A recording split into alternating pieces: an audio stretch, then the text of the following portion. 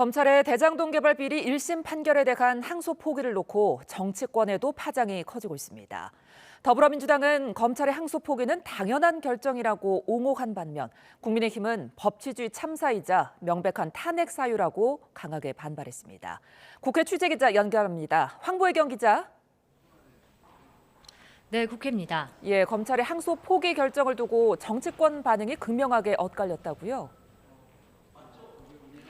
네, 우선 보수 야권은 아침 회의에서 검찰의 대장동 항소 포기에 총공세를 펼쳤습니다. 국민의힘은 항소 포기로 수천억 원대 불법 수익이 범죄자들 손에 넘어가게 됐다. 법치주의 역사상 전례 없는 참사라고 비판했습니다. 장동혁 대표는 충북 현장 최고위원회의에서 7,400억 원짜리 항소 포기는 오직 이재명 대통령만 할 수 있는 일이라면서 단군 이래 최악의 수사 재판 외압으로 명백한 직권남용이자 탄핵 사유라고 직격했습니다.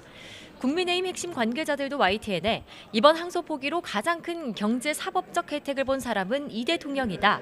범죄자가 검찰 수사기관을 굴복시켰다고 맹비난했습니다.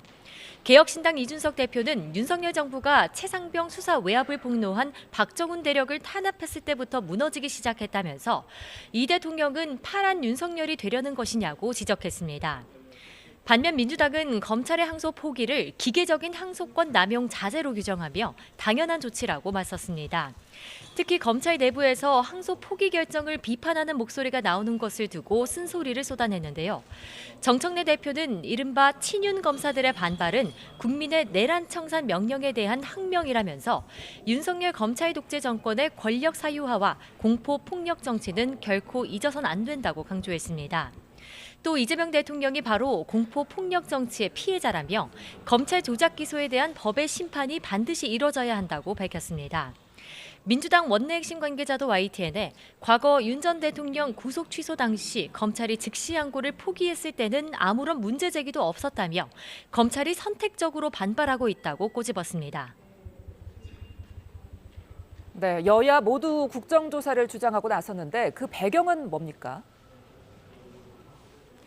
네, 민주당은 대장동 사건 자체가 윤석열 대통령 만들기를 위한 검찰 조작 수사와 무리한 기소 때문이라고 주장하고 있습니다.